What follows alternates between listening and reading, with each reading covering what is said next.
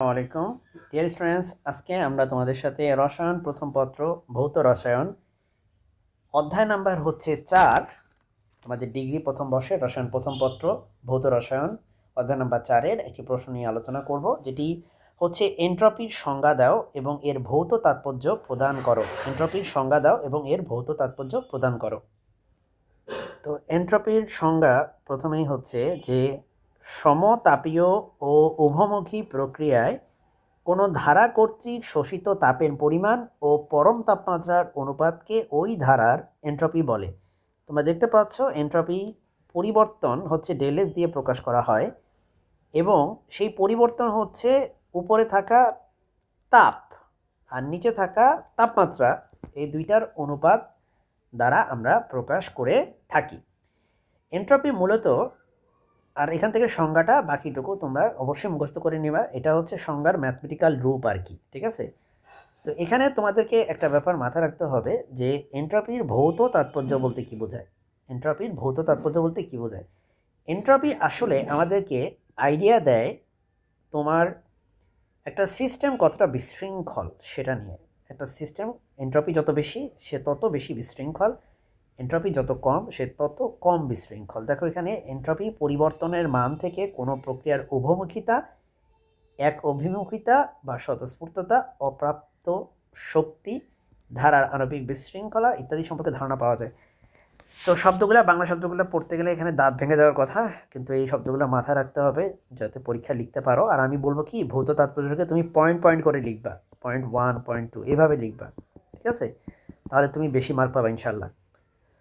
কোনো প্রক্রিয়ায় এন্ট্রপির পরিবর্তনের মান ধনাত্মক অর্থাৎ শূন্য অপেক্ষা বেশি হলে বোঝা যায় যে প্রক্রিয়াটি স্বতঃস্ফূর্তভাবে ঘটে। কোনো একটা বিক্রিয়ায় যদি এন্ট্রপির পরিবর্তন পজিটিভ হয় বা ধনাত্মক হয় তাহলে বুঝবা যে প্রক্রিয়াটা স্বতঃস্ফূর্তভাবে ঘটে এবং সেটি হচ্ছে একটা এক অভিমুখী। বুঝতে পারছো? আর ডেলএস এর মান যদি শূন্য হয়, এখানে একটা কথা ভুল লিখছে, অর্থাৎ শূন্য লিখছে, এই জিনিসটা ভুল। হ্যাঁ, যদি এন্ট্রপির পরিবর্তন হয় ধনাত্মক তাহলে বুঝবা প্রক্রিয়াটি স্বতঃস্ফূর্তভাবে ঘটে। এন্ট্রপির পরিবর্তন যদি হয় শূন্য তাহলে বুঝবা প্রকৃতিটি সাম্য অবস্থায় আছে। যেমন আমরা জানি যে রুদ্ধতাপীয় প্রক্রিয়ায় এন্ট্রপির পরিবর্তন কত? শূন্য। বুঝতে পারছো? তার মানে রুদ্ধতাপীয় প্রক্রিয়া সাম্য অবস্থায় থাকে।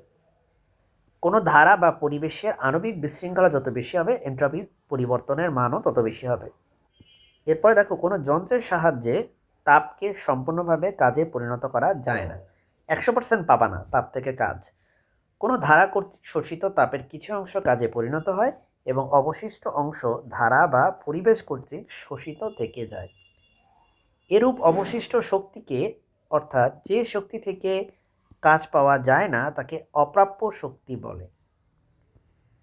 ধারা বা পরিবেশ কর্তৃক শোষিতের ফলে এর এন্ট্রপি বৃদ্ধি পায় এবং অপ্রাপ্য শক্তি যত বেশি হবে ধারা বা পরিবেশের এন্ট্রপি বৃদ্ধি পাবে, তা থেকে কাজ পাওয়ার সম্ভাবনা কমে যাবে। এত হাবিজাবি লাইন লেখার দরকার নেই। তুমি এটা লিখবা যে এন্ট্রপির পরিবর্তন যদি পজিটিভ হয় তাহলে বুঝবা যে ওই বিক্রিয়াটা হচ্ছে একমুখী। ডেলএস যদি শূন্য হয় তাহলে বুঝবা যে এটা সাম্য অবস্থায় আছে। আর ডেলএস যদি ঋণাত্মক হয় তাহলে বুঝবা যে এই বিক্রিয়াটা স্বতঃস্ফূর্তভাবে ঘটবে না, এক্ষেত্রে স্বতঃস্ফূর্তভাবে ঘটবে। তারপরে একক কী হবে? উপরে তাপের একক হচ্ছে জুল আর ক্যালভিন হচ্ছে তোমার তাপমাত্রার একক, তাহলে একক হবে জুল পার ক্যালভিন। বুঝতে পারছো? এন্ট্রপির একক হবে জুল পার ক্যালভিন। তো এই আসলে আজকের আলোচনার বিষয় ছিল, আশা করি বুঝতে পেরেছো। আসসালামু আলাইকুম।